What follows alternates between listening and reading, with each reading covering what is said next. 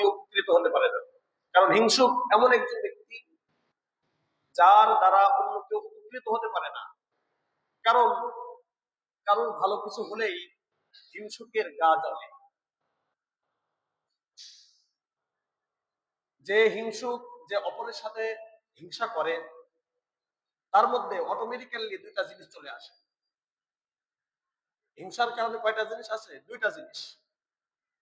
Number 1, শত্রুতা চলে আসে তার মধ্যে। নাম্বার 2, বিদ্বেষ পোষণ মনোভাবটা চলে আসে। দুইটা একই জিনিস, শত্রুতা বিদ্বেষ একই জিনিস। কারণ যে হিংসুক, যে জিনিসটা দেখে সে হিংসায় ফেটে পড়লো, হিংসা নামক এই খারাপ জিনিসের মধ্যে লিপ্ত হলো, সে চাইবে ওই জিনিসটা ওই ব্যক্তি থেকে দূর হয়ে যাক, এবং দূর করার জন্য সে সর্বপ্রকারের অপচেষ্টায় মেতে থাকবে, এবং তার সাথে এক ধরনের একটা শত্রুতা তৈরি হবে। যখন আপনি একজন ব্যক্তির পিছু নিয়ে থাকবেন হিংসার বশবর্তী হয়ে, ওই ব্যক্তি আস্তে আস্তে বুঝবে হিংসা একদিনে করে না, হিংসা কেউ 1 সেকেন্ডের জন্য করে না। হতে পারে এই হিংসা কয়েক বছর ব্যাপী হতে পারে, কয়েক বছর, এমনকি পুরো লাইফ চলে যেতে পারে এই হিংসার মধ্য দিয়ে।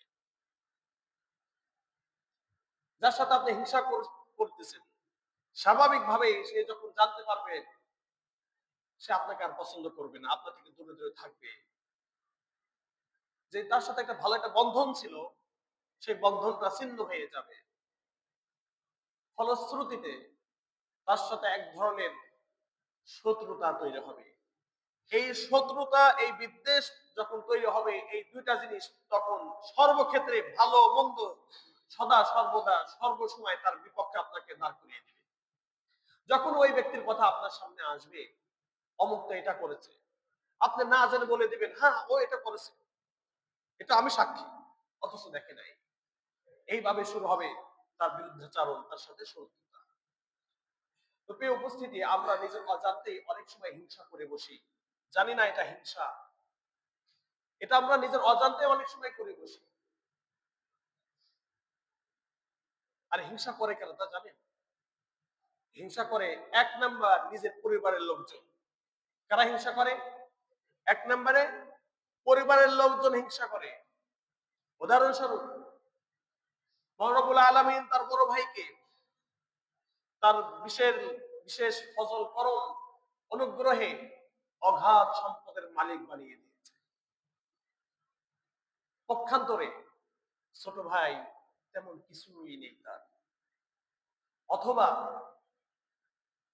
ছোট ভাই বা বড় ভাইয়ের ছেলে খুব ভালো জায়গায় পড়েছে, তেমন কিছুই করতে পারে নাই, কিন্তু ছোট ভাইটার ছেলে নরমাল জায়গায় পড়ে বিসিএস ক্যাডার বা ভালো কিছু একটা পর্যায়ে চলে গিয়েছে, বড় ভাইয়ের দিকে আর সহ্য হয় না।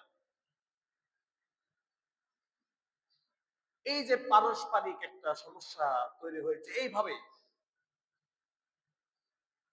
আপনার হিংসা আপনার পরিবারের লোকজন করবে, পরিবারের লোকজন না করলে আপনার পাড়া প্রতিবেশী জন যারা রয়েছে তারা করবে। আপনার ভালো কেউ দেখতে পারবেন, আপনি একটা 5 তলা বিল্ডিং দিয়েছেন, অটোমেটিক্যালি আপনার পাশের বাড়ি আপনার এই ভুল ধরবে, হ্যাঁ আপনার বাড়ির 1 ফোঁটা পানি আমার চালের উপরে কেন পড়লো, এটা কি ভুল? স্বাভাবিকভাবে বাড়ির পানি একটু এদিক সেদিক যাবেই, এটা নিয়ে শুরু হয়েছে, আপনার বাড়ির পানি কেন আমার চালের উপরে পড়লো? তো হিংসা 1 নম্বর পরিবারের লোকজন করে, 2 নম্বরে পাড়া প্রতিবেশী জন, 3 নম্বরে সমাজের লোকজন। এই যে এই হিংসা, এই অবাল, এই শাস্তি, এটা কতটা ভয়াবহ হতে পারে তা জানেন?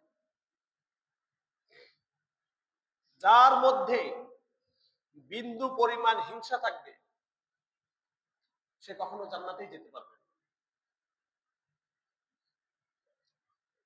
যার মধ্যে বিন্দু পরিমাণ হিংসা, আত্ম অহংকার থাকবে, সে তো জান্নাতে যেতে পারবে না, সে তো জান্নাতের গ্রামই পাবে না, অথচ জান্নাতের গ্রাম 40,000 মাইল দূর থেকে পাবে।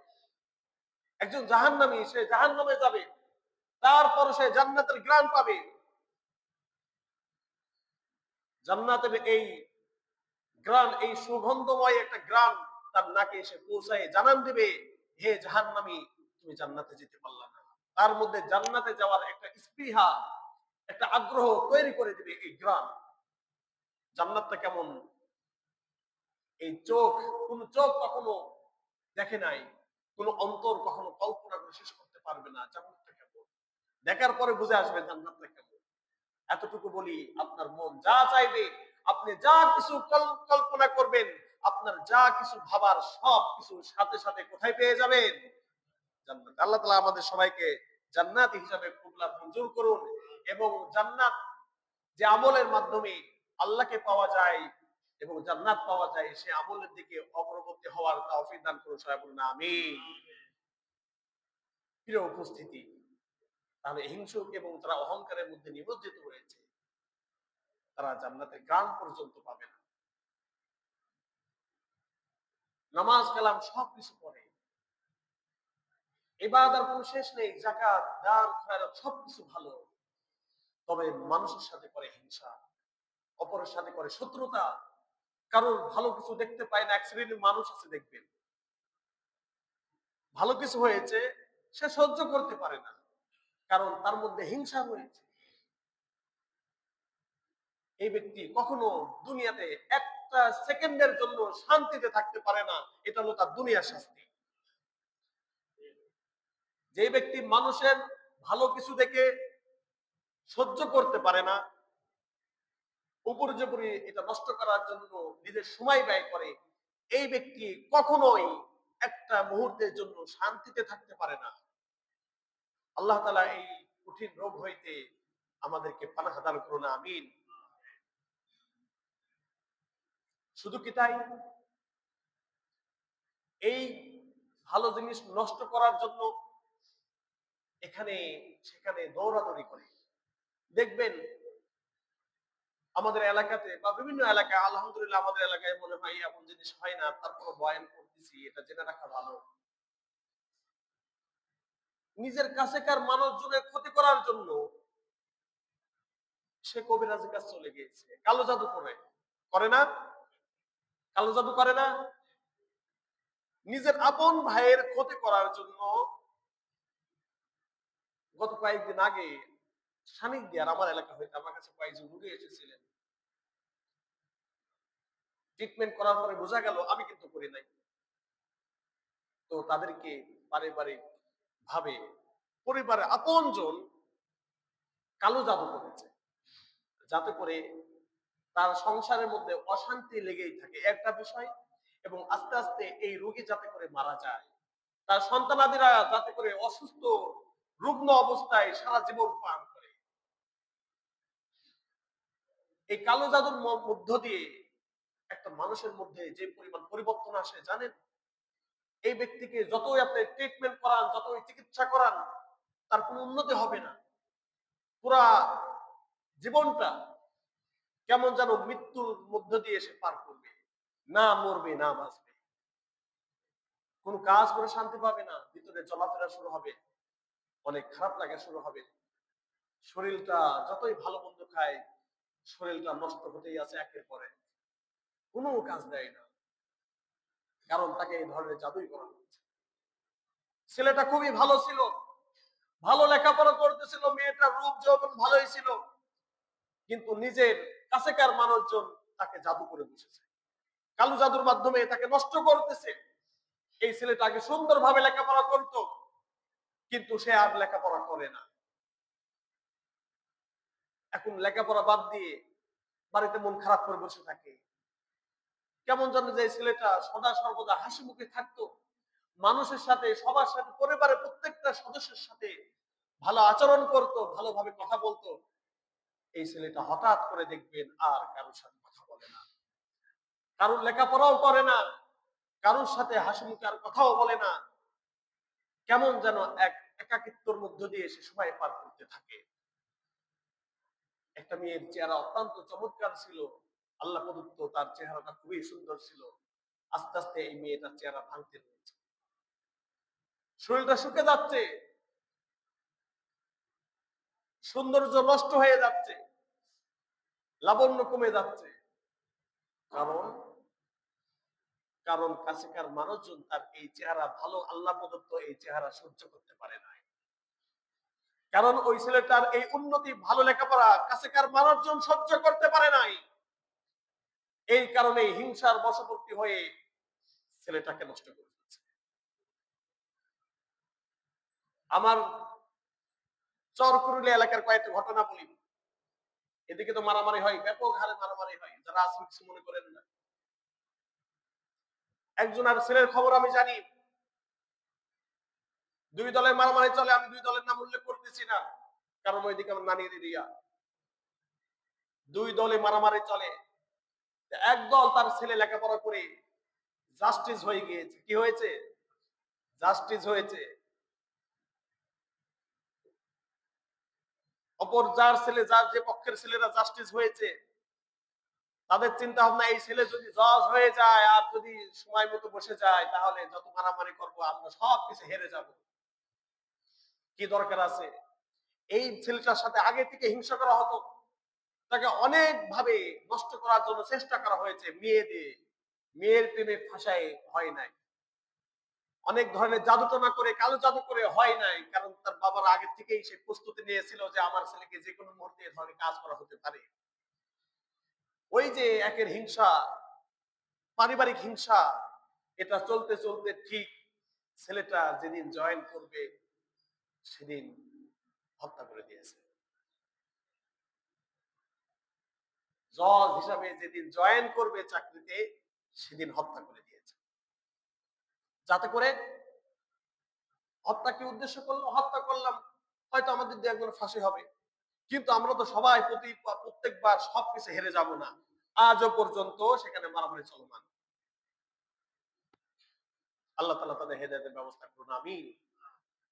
তাহলে হিংসা কোথায় গিয়ে এনে ঠিকলো? জাদুটনা করলো, কাজ হলো না। মেয়ে দিয়ে নষ্ট করার চেষ্টা করলো, কাজ হলো না। শেষমেশ ফিনিশিং দিল কি দিয়ে? হত্যা দিয়ে। তাহলে হিংসা হলো এমন একটা জিনিস, একের পর এক একটা জিনিস নষ্ট করার জন্য সে একের পর এক কাজ করেই যাবে। কারণ হিংসার অর্থই হলো, হাসাদের অর্থই হলো যে এমন, যে যে নিয়ামতটা পেয়েছে ওই নিয়ামতটা দূর করার জন্য সর্বপ্রকারের পদক্ষেপ গ্রহণ করার নামই হলো হিংসা। সে এত টাকা পয়সার মালিক কিভাবে হলো? সে মনে মনে চায় এর টাকাটা নষ্ট হয়ে যেতে পারে না? ওর ছেলেটা এত ভালো কিভাবে হলো? আমার ছেলেটা তো পক্ষান্তরে কিছুই হতে পারলো না। ওর ছেলেটাকে নষ্ট করার জন্য কাজ করতে থাকে। ও আল্লাহর বান্দা, ও তো আপনারই কেউ, ও তো আপনার কাছে, কারো তো আপনার এলাকার ছেলে। যদি আপনার পরিবারে কে না হয়, তাও তো আপনার এলাকার ছেলে। ওকে সাহায্য করেন, ওকে বাহবা দেন। ও ভালো পারে, আপনার বাহবা পেয়ে আরো ভালো করবে। আর ওই ছেলেটা যখন আপনার প্রশংসা তার পিতামাতার কাছে গিয়ে করবে, তার পিতামাতা আপনার জন্য দুহাত তুলে দোয়া করবে ইনশাআল্লাহ। কিন্তু আমরা এগুলা করতে পারি না।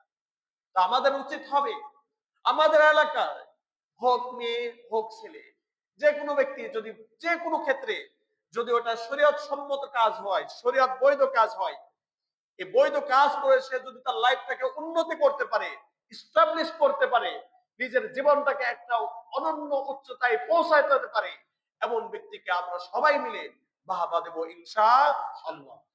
প্রয়োজনে যে ছেলেটার মেধা ভালো, আমরা জানি এই ছেলের পিছনে টাকা খরচ করা হয়, তাহলে এই ছেলেটা আমাদের পরিবারের, আমাদের এলাকার, আমাদের দেশের মান উজ্জ্বল করবে, আমাদের দেশের মুখ উজ্জ্বল করবে।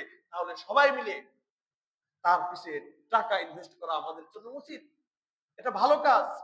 আপনি 1 টাকা খরচ করবেন, মহান রব্বুল আলামিন এই 1 টাকা আপনাকে দুনিয়াতে আবার কামব্যাক করে দিবেন, ফেরত দিয়ে দেবেন ইনশাআল্লাহ।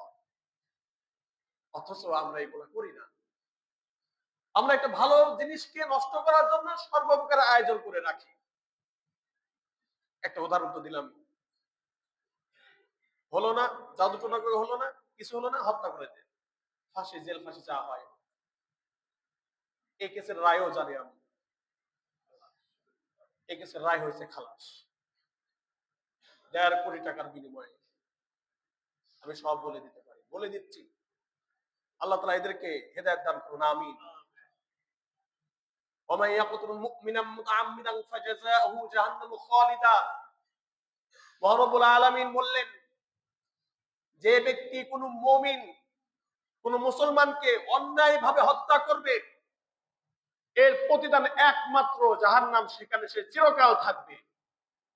অতএব হিংসা বিদ্বেষের বশবর্তী হয়ে যারা অপরের গলায় ছুরি চালালেন, কারুর বুকে বন্দুকের গুলি চালিয়ে দিলেন, এই ব্যক্তির জন্য কোনো দোয়া নয়, এই ব্যক্তির জন্য কোনো নাজাতের দোয়া হবে না। এর জন্য তো জাহান্নাম ফয়সালা কে করেছেন? আল্লাহ করেছেন। আপনি যদি দলকে প্রাধান্য দিয়ে অপর দলকে যদি আপনি হত্যা করেন, আপনার নিজের পরিবারকে, আসাবিয়াতকে প্রাধান্য দিয়ে অন্য কোন পরিবারকে যদি হত্যা করেন, তাহলে মনে রাখবেন এই পুরা ফ্যামিলি, যে ফ্যামিলি হত্যা করলো, যাদের আদেশে হত্যা করলো, উভয়ে জাহান্নাম। এদের সাথে কোনো সম্পর্ক নেই। কারণ তার কাছে, তার স্বার্থের কাছে কেউ নিরাপদ না। যেখানে স্বার্থ উদ্ধার হবে না, সেখানে হুজুর কে, আপনি কে, অমক কে, সবাইকে ফিনিশ করে দিবে সে। যারা হিংসা করে তারা স্বার্থপর হয়, যারা হিংসা করে তারা কি পর হয়? স্বার্থপর হয়। বিশেষ করে আমাদের মা ও বোনেরা একটু পারস্পরিক যদি ঝগড়া লেগে যায়, তাহলে দেখবেন পুরো কবিরাজের কাছে চলে গিয়েছে। হয়তো ঝগড়া লাগছে, কোনো কিছু নিয়ে বাক বিতণ্ডা হয়েছে, বা কোনো সমস্যা হয়েছে পারিবারিক ভাবে, ফ্যামিলিগত ভাবে, দেখবেন হঠাৎ করে বা কোনো এক সময় শয়তানের প্ররোচনায় কবিরাজের কাছে কালো জাদু করার জন্য চলে গিয়েছে। আল্লাহর এই বান্দি জানে না, যারা এগুলা করে তারা কাফের হয়ে যায়। মান আতা সাহিরান ফাকাদ কাফারা বিমা উনজিলা আলা মুহাম্মদ। নবী কারীম সাল্লাল্লাহু আলাইহি ওয়াসাল্লাম আব্দুল্লাহ ইবনে মাসউদ রাদিয়াল্লাহু তাআলা আনহু থেকে বর্ণিত, নবী কারীম সাল্লাল্লাহু আলাইহি ওয়াসাল্লাম ইরশাদ করেছেন, যে ব্যক্তি সাহিরান মানে জাদুকর, যারা মানুষকে কষ্ট দান উদ্দেশ্যে, কারোর ক্ষতি সাধনের উদ্দেশ্যে জাদুকরের কাছে গেল, ফাকাদ কাফারা বিমা উনজিলা মুহাম্মদ, মুহাম্মাদের উপরে যা কিছু নাজিল হয়েছে সে তো এই কোরআনকেই অস্বীকার করলো। তার মানে কোন ব্যক্তি যদি জাদুকরের কাছে যায় মানুষকে ক্ষতি সাধনের জন্য, সেটা পরিবারে কেউ হতে পারে, যে কোনো মানুষের ক্ষতি সাধনের জন্য যদি সে কোথায় যায়? জাদুকরের কাছে যায়। সে এই কোরআনকে কি করলো? অস্বীকার করলো। আর এই কোরআনটা কি? ইসলামের বিধান, ইসলামের মূল গাইড। এটাই ইসলাম, এটাই ইসলাম। সম্মানিত উপস্থিতি, যদি আপনি কারোর ক্ষতি সাধনের জন্য কোথায় গেলেন? জাদুকরের কাছে গেলেন, তাহলে এক নাম্বার আপনি কোরআন অস্বীকার করলেন। আর কোরআন অস্বীকার করা মানে ইসলাম অস্বীকার করা, আর ইসলাম অস্বীকার করা মানে আপনি কুফরি করলেন, আপনি কাফের হয়ে গিয়েছেন, বা ওই ব্যক্তি কাফের হয়ে গেল। তাহলে হিংসা কোথায় তাকে কাফের বানিয়ে ছাড়লো? আপনি একটু খেয়াল করলেন যে হিংসাটা তাকে হিংসা বিদ্বেষ শত্রুতা তাকে কাফের বানিয়ে ছাড়লো। মহান রব্বুল আলামিন কোরআনুল কারীমে বলতেছেন, ومن يرتد منكم عن دينه فيمت وهو كافر فأولئك حبطت أعمالهم في الدنيا والآخرة وأولئك أصحاب النار هم فيها خالدون। ومن يرتد منكم عن دينه, কোন ব্যক্তি যদি তার কোন কর্মের মধ্য দিয়ে এই দিন থেকে সরে যায়, এই দিন থেকে বের হয়ে যায়, এমত অবস্থায় তওবা ছাড়াই সে এই অবস্থায় এই নিকৃষ্ট আমল নিয়ে যদি মৃত্যুবরণ করে, ফাউলাইকা হাবিতাত আমালুহুম, হতে পারে সেই ব্যক্তি মুসলমান, আগে নামাজ কালাম পড়তো, যাকাত আদায় করেছে, ভালো কর্মকাণ্ড করেছে, আল্লাহ তাআলা বলতেছেন তার এই সব আমল নষ্ট হয়ে যাবে। নাউযুবিল্লাহি মিন যালিক। ফাউলাইকা হাবিতাত আমালুহুম, এদের সমস্ত আমল নষ্ট হয়ে যাবে। যাকাত দিয়েছিল, দান খয়রাত করেছিল, সালাত আদায় করেছিল, তাহাজ্জুদ করেছিল, জিকির তাসবিহ তাহলিলাত কোরআন তেলাওয়াত সব আমল সে করেছিল, কিন্তু মানুষকে হিংসার মধ্য দিয়ে ক্ষতি সাধন করে এমত অবস্থায় সে মারা গিয়েছে, তার এই সমস্ত আমল বরবাদ হয়ে যাবে। এ তো দুনিয়ার শাস্তি। এটা কিসের শাস্তি? দুনিয়া। ওয়া উলাইকা আসহাবুন নার, আখিরাতে কি শাস্তি? কোথায় চলে যাবে? জাহান্নামে চলে যাবে। একবার চিন্তা করে দেখুন, ইন্নাল্লাহা আলিমুম বিযাতিস সুদূর, আমার অন্তরে কি হয়, আমি গোপনে সংগোপনে কার ক্ষতি করি, কার বিরুদ্ধাচারণ করি, এসব জানেন কে? কে জানেন? আরো জোরে বলেন, কে জানেন?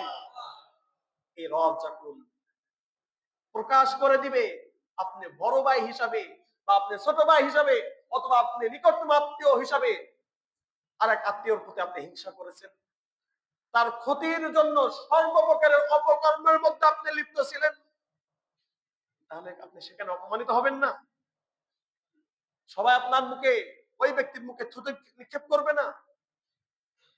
প্রিয় উপস্থিতি, এই জন্য আসুন, আমি কার বিরুদ্ধাচারণ করতেছি, আমি কার সাথে হিংসা করতেছি,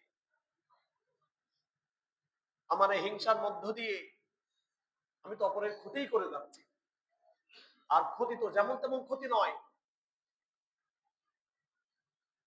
আমি ওই রোগীর কথা বলি, সচক্ষে দেখা জিনিস, ওই রোগীর শরীর এই পরিমাণ জ্বালা যন্ত্রণা হতো যে একটা সময় সে ঘুমাতে পারতো না, একটা সেকেন্ড সে ঘুমাতে পারতো না। উপর উপর উপর উপরে যখনই ঘুমানোর জন্য একটু ফারেক হতো, তখনই তার গায়ের এই জ্বালা কেমন যেন কাটা গায়ে যদি লবণের ছিটা দেওয়া হয় এইভাবে জ্বলতো, চোখের পানি ছেড়ে অঝরে কান্না করতো আওয়াজ ছাড়াই। কাকে বলবে? অনেক ডাক্তার দেখিয়েছে, আমি দেখেছি, তার ভাষ্য মতে সে 5 লক্ষ টাকা খরচ করেছে। কত লক্ষ টাকা? 5 লক্ষ টাকা খরচ করা শেষ। এমন ব্যক্তি কয়, হুজুর কোন রোগ তো ধরতে পারি না, এমআরআই যত রকমের যত ধরনের পরীক্ষা নিরীক্ষা রয়েছে সব পরীক্ষা নিরীক্ষা করানো শেষ, এরপরেও কোনো রোগ ধরা হয় না। পরবর্তীতে নিজের জীবনের মায়া ছেড়ে দিয়েছে, হয়তো আমাকে মৃত্যু আমাকে পেয়ে বসবে যে কোনো মুহূর্তে, কিন্তু এত কষ্ট তো সহ্য হয় না, মরে গেলে মারা যাব। সে বলে তার ভাষ্য অনুযায়ী, আমি অনেকবার চেষ্টা করেছি ফাঁসি নেব বা বিষ খায় মারা যাব। ফাঁসি কারোর উপরে রাগ করে নয়, বিষ খায় মারা যাব কারোর উপর রাগ করে নয়, কারণ আমার ভিতরে যে যন্ত্রণা হচ্ছে এটা আমি কাউকে বুঝাতে পারি না। আমার স্বামী আমার এই অবস্থা দেখে সেও পেরেশানির মধ্যে রয়েছে, আমার এই কষ্ট দেখে আমার স্বামী কষ্টের মধ্যে রয়েছে, আমার এই কষ্ট দেখে আমার যে মাসুম বাচ্চাগুলো রয়েছে তারাও কষ্টের মধ্যে রয়েছে, কেউ একটা সেকেন্ড ভালো থাকতেছে না। আমার চোখের পানি দেখে আমার দুটো মাসুম ছেলে অঝরে কান্না করে, আমি তাদেরকে ভালো মতো খাওয়াটা তুলে দিতে পারি না তাদের মুখে। পরবর্তীতে আলহামদুলিল্লাহ আলহামদুলিল্লাহ, আল্লাহ তাআলার এই বান্দার মাধ্যমে এই ব্যক্তির সেবার ব্যবস্থা করে দিয়েছে। এই উপস্থিতি, একবার ভেবে দেখুন, একবার ভেবে দেখুন, আপনজন তার যখন খাদাটা তোলা হয়, শাড়ি লাচল, তারপরে মাথার চুল, নখ, অনেক কিছু দিয়ে তার বাড়ির যে ঘরের পটি বলে, পাবনাতে পটি নাকি যেন বলে, পরে কাঁচা ঘরে যে সিঁড়ির মতো করে এক ধাপ দিয়া থাকে, পটি না, এটা পটিতে বলা হয় শাড়িদারের ভাষা, ওটার নিচে গেড়ে রাখছে। বলেন তো এটা কে করছে? বাইরের লোক? তার সাথে তো আপনার কোনো সমস্যাই নেই, সমস্যায় সবগুলো করে নিজে কাছে কাল লোক। মনে রাখবেন, যদি আপনার মেয়ে নষ্ট হয়ে যায়, আপনার ছেলে নষ্ট হয়ে যায়, আর কোন সিমটম যদি প্রকাশ পায়, কালো জাদু সিমটম যদি প্রকাশ পায়, স্বাভাবিকভাবে আপনি আগে খোঁজ করবেন এটা আপনার পরিবারের আশপাশে কেউ করেছে। অত দূরে যাবেন না, কারণ দূরের শত্রুরা হয়তো আপনাকে আঘাত করবে, কিন্তু আপনাকে এইভাবে আঘাত সে করবে না। সে আপনাকে শক্তি প্রয়োগ করে, বল প্রয়োগ করে আঘাত করবে, কিন্তু কাছেকার অভ্যন্তরীণ শত্রু যারা রয়েছে তারা আপনাকে এইগুলার মাধ্যমে আঘাত করবে, যে আঘাতটা আপনি কারোর কাছে বলতে পারবেন না। তো আপনাদের সামনে এক হাদিস বলছিলাম, আব্দুল্লাহ ইবনে মাসউদ রাদিয়াল্লাহু তাআলা আনহু, তিনি বলেন, যে ব্যক্তি মানুষকে ক্ষতি সাধনের উদ্দেশ্যে জাদুকরের কাছে গেল, সে তো মুহাম্মদ সাল্লাল্লাহু আলাইহি সাল্লামের এই আনিত বিধানকেই অস্বীকার করলো। ফলে সে কাফের অবস্থায় দুনিয়া থেকে যদি চলে যায়, তাহলে তার জিন্দেগীর সমস্ত আমল বরবাদ হয়ে যাবে। এজন্য আসুন, আমরা পারিবারিক ভাবে রাগারাগি হতেই পারে, ভাই ভাই ঝগড়া হতেই পারে, সমাজে কোন কারণে সমস্যা তৈরি হতেই পারে, প্রতিবেশী যারা রয়েছেন তাদের সাথে অপর প্রতিবেশীর সাথে কোনো সমস্যা হতেই পারে, কিন্তু আপনি এই কঠিন পদক্ষেপ নিয়েন না আল্লাহর বান্দা।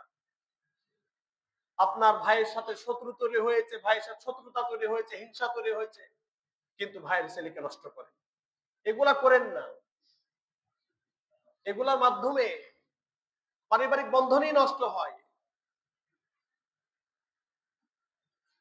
মনে রাখবেন, আপনি যদি এই ধরনের অপকর্মের মধ্যে লিপ্ত হন, বা কোনো ব্যক্তি যদি এই অপকর্মের মধ্যে লিপ্ত হয়, একটা সময় আসবে এই পরিবার থেকে ভালো কেউ বের হবে না।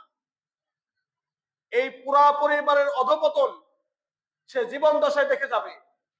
তার যে ছেলেটা ভালো ছিল ওই ছেলেটাও খারাপ হয়ে যাবে, যার তার যে মেয়েটা ভালো ছিল সেই মেয়েটা খারাপ হয়ে যেতে পারে, এমনকি ওই ব্যক্তি খারাপ হয়ে যেতে পারে। এই জন্য আল্লাহকে ভয় করুন। এই সবগুলো দেখেন কে? দেখেন কে? আল্লাহ। এই জন্য যদি আমাদের অভ্যন্তরে, আমাদের দিলের মধ্যে আল্লাহ প্রদত্ত ভয় তৈরি করতে না পারি, তাকওয়া যদি অর্জন করতে না পারি, তাহলে আমরা কিন্তু এই ধরনের অপকর্ম, যেগুলো দেখা যায় না, মানুষ সঙ্গোপনে করে আসে, এই ধরনের অপকর্ম থেকে বিরত থাকতে পারবো না। রব্বুল আলামিন এই জন্য বলেছেন, ইন্না আকরামাকুম ইনদাল্লাহি আতকাকুম, তোমাদের মধ্য হইতে সর্বাধিক সম্মানিত ব্যক্তি আল্লাহ তাআলার নিকটে ওই ব্যক্তি আতকাকুম, তোমাদের মধ্যে যে আল্লাহকে সবচেয়ে বেশি ভয় করে। আজ আমাদের মুসলমানদের অবস্থা এমন, আমরা বাহ্যিক ভাবে আল্লাহকে ভয় করি, আর এই বাহ্যিক আল্লাহকে ভয় করা আমাদেরকে গোপন গুনাহ থেকে বিরত রাখতে পারে না। আপনি তাকওয়াবান হয়েছেন, বা আপনার তাকওয়া কিছুটা অর্জন হয়েছে বা অর্জিত হয়েছে, কিভাবে বুঝবেন? যদি কোনো অপকর্ম করতে গিয়ে কোনো চোখ আর দেখে না, দুনিয়ার সমস্ত চোখ থেকে আপনি আড়ালে, কেউ আপনার কথা শোনে না, কেউ আপনার এই অপকর্ম দেখে না, ওই সময় যদি আল্লাহকে ভয় করেন, ওই আল্লাহ ভয়ের কারণে আপনি ওই অপকর্ম থেকে, বা কোনো ব্যক্তি ওই অপকর্ম থেকে বিরত থাকতে পারে, তাহলে বুঝবেন ওই ব্যক্তির মাঝে কি তৈরি হয়েছে? সামান্য তাকওয়া তৈরি হয়েছে। আর যদি এটা না হয়, যে আমাদের রাতের অন্ধকারে বা সংগোপনে হাজারো গুনার মধ্যে লিপ্ত হচ্ছে, মানুষকে ক্ষতি সাধন করে যাচ্ছি, তাহলে বুঝবেন ওই ব্যক্তি নামাজ কালাম পড়লেও তার তাকওয়া অর্জন হয় নাই। সে ব্যক্তি নামে মাত্র নামাজি হয়েছে, ওই ব্যক্তি নামাজে মাত্র ওই ব্যক্তি নামে মাত্র দানকারী হিসাবে সবার কাছে গণ্য হবে, যাকাত প্রদানকারী হিসাবে সবার কাছে গণ্য হবে, কিন্তু প্রকৃতপক্ষে সে একের পর এক মানুষের ক্ষতি করেই যাচ্ছে। আল্লাহ তাআলা বলেন, কাউলুম মা'রুফু ওয়া মাগফিরাতুন খায়রুম মিন সাদাকাতিন ইয়াতবাউহা আযা। আল্লাহ তাআলা কোরআনুল কারীমের মধ্যে ইরশাদ করেছেন, মানুষকে একটু ভালো কথা বলা, মানুষকে ক্ষমা করে দেওয়া, ওই দান থেকে হাজার গুণ বেশি উত্তম, যেই দানের মধ্য দিয়ে অপর ব্যক্তিকে কষ্ট দেওয়া হয়। দান করছেন একজন ব্যক্তিকে, দান করেই কষ্ট দেওয়ার কথা সম্পূর্ণ হারাম, এটা কোরআনের মধ্যে নিষেধ করা হয়েছে। আর দান না করে যদি কষ্ট দেন, তাহলে এটা তো বাতরিকা আউলাই নিষেধ। দান করে কাউকে কষ্ট দেওয়া যাবে না, কটু কথা বলা যাবে না, তার বিরুদ্ধাচরণ করা যাবে না, দান করে। আর দান না করে এগুলো করা যাবে? এগুলো তো আরো আগে নিষেধ। প্রকৃত মুসলমান কে? মুসলিম শরীফের হাদিস, মান সালিমাল মুসলিমুন মিন লিসানিহি ওয়া ইয়াদিহি, যে ব্যক্তি অপর মুসলমানের, যে ব্যক্তির হাত ও কর্ম হইতে, জিহ্বা হইতে, অনিষ্টতা হইতে অপর মুসলমান নিরাপদ থাকে, ওই ব্যক্তিই তো প্রকৃত মুসলমান। আমার হাত থেকে যদি আমার অপর মুসলিম ভাই নিরাপদ না থাকে, আমার কথা থেকে যদি অপর মুসলমান ভাই নিরাপদ না থাকে, আমার অনিষ্টতা থেকে যদি অপর মুসলমান ভাই নিরাপদ না থাকে, তাহলে আমি কিসের মুসলমান হলাম? আমি নামে মুসলমান, আমি প্রকৃত মুসলমান হতে পারি নাই। আর যে ব্যক্তি প্রকৃত মুসলমান হতে পারবে না, সে তো প্রকৃত মুমিনও হতে পারবে না। এই জন্য আমি আর আপনি যদি প্রকৃত মুমিন এবং মুসলমান হতে চাই, তাহলে অবশ্যই অবশ্যই আমাদেরকে আমাদের হাত, আমাদের যে কোনো কর্ম হইতে, আমাদের যদি কারোর ব্যাপারে খারাপ পদক্ষেপ নিয়ে এই খারাপ পদক্ষেপ হইতে যদি অন্য কোনো মুসলিম ভাই বোনরা নিরাপদ থাকে, তাহলেই না আমি প্রকৃত মুসলমান হতে পারবো। প্রিয় উপস্থিতি, তো আসুন আমরা এই সমস্ত হিংসা বিদ্বেষ দূর করে দিই। হিংসা মানুষকে খারাপ দিকে ধাবিত করে। নবী করিম সাল্লাল্লাহু আলাইহি ওয়াসাল্লাম বলেছেন, ওয়ালা তাহাসাদু ওয়ালা তাবাগাদু। হাদিসের শেষ অংশে গিয়ে বলেছেন, ওয়াকুনু ইবাদাল্লাহি ইখওয়ানা। ও আল্লাহর বান্দারা, তোমরা পারস্পরিক হিংসার মধ্যে লিপ্ত হইও না। এক শ্রেণীর মানুষ রয়েছে, ও আমার প্রতি হিংসা করে, আমি ওর প্রতি হিংসা করব, এটাকে বলা হয় পারস্পরিক হিংসা। তাহলে কেমন যেন কুকুর আপনার পায়ে কামড় দিল, আপনিও কি করলেন, রেগে গিয়ে কুকুরের পায়ে কামড় দিলেন বা কুকুরের লেজে কামড় দিলেন। এটা কি ভালো বুদ্ধিমত্তার পরিচয় হবে? বা এটা কেউ করতে চাবে? যে ব্যক্তি আপনার সাথে হিংসা করলো, সে তো কাল, সে তো কুকুরের মতো, সে তো খিনজির, সে তো শয়ারের মতো। ওর সাথে আপনি কেন তুলনা করলেন? ও তো অধম, এ তো জাহান্নামের কীট। এর সাথে তো আল্লাহ তাআলার সম্পর্ক নেই, এর সাথে কোরআনের সম্পর্ক নেই, এর সাথে ইসলামের কোনো সম্পর্ক নেই। ওর সাথে আপনি কেন হিংসা করতে গেলেন? এই জন্য আপনি যদি জানেন আপনার সাথে অমুক ব্যক্তি হিংসা লিপ্ত হয়েছে বা শত্রুতায় লিপ্ত হয়েছে বা বিদ্বেষে লিপ্ত হয়েছে, কখনো তার প্রতি বিদ্বেষ, হিংসা, শত্রুতা পোষণ করবেন না, ইনশাআল্লাহ। ওয়ালা তাবাগাদু, পারস্পরিক শত্রুতার মধ্যে লিপ্ত হইও না। ওয়ালা তাজাসসু, পারস্পরিক একে অপরের পিছু নেওয়া।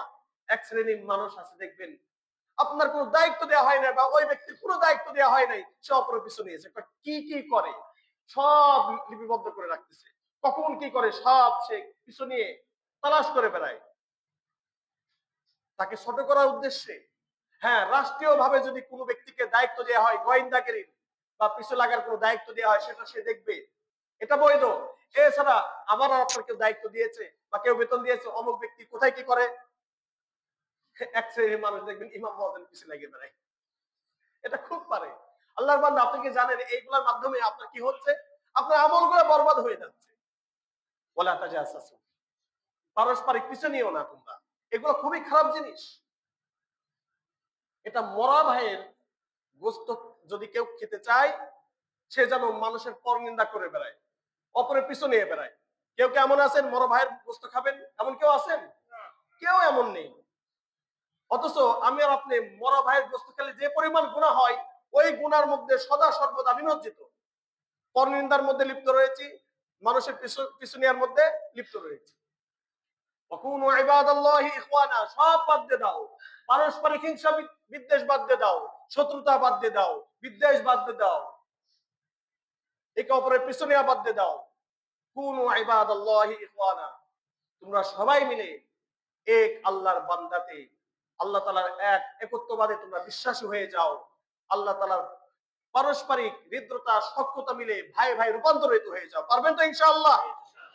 যদি আমরা পারি, আমাদের সমাজ থেকে হিংসা দূর করতে পারি, আমাদের সমাজ থেকে যদি শত্রুতা দূর করতে পারি, যে পরিবার থেকে পারবেন দেখবেন ওই পরিবার শান্তিতে আছে।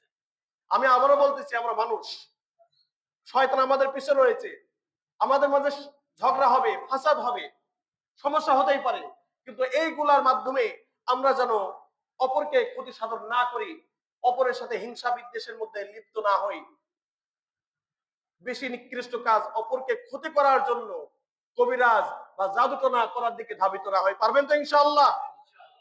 যারা ইতিপূর্বে এগুলা করেছেন, আশা রাখি এলাকার মধ্যে হয়তো এটা নেই। আমি দুইটা ঘটনা উল্লেখ করেছি, একটা সারিংদিয়ার যেখানে আমার নিজের বাড়ি, আর একটা হলো চরপুরুলিয়া যেখানে আমার নানির বাড়ি, যেটা আমি স্বচক্ষে দেখে এবং প্রমাণ আমি নিজে দেখেছি এই অবস্থা। আমি দুইটা ঘটনা উল্লেখ করেছি। তো প্রিয় উপস্থিতি, আশা রাখি এই এলাকার মধ্যে নেই। যদি কেউ এমন করে থাকেন, অনুরোধ করব আপনি এগুলা থেকে ফিরে আসেন। যদি ফিরে না আসেন, আপনার ঈমান নষ্ট হয়ে যাবে, আপনি নামে মুসলমান থাকবেন কিন্তু আল্লাহ তাআলার কাছে আপনি কাফের হিসাবে পরিগণিত হবেন। নাউযুবিল্লাহি মিন যালিক ওয়া মা তাওফীকি ইল্লা বিল্লাহ। যারা ক্বাবলাল জুমআহ সালাত নামাজ পড়েন নাই, তারা পড়ে নিন।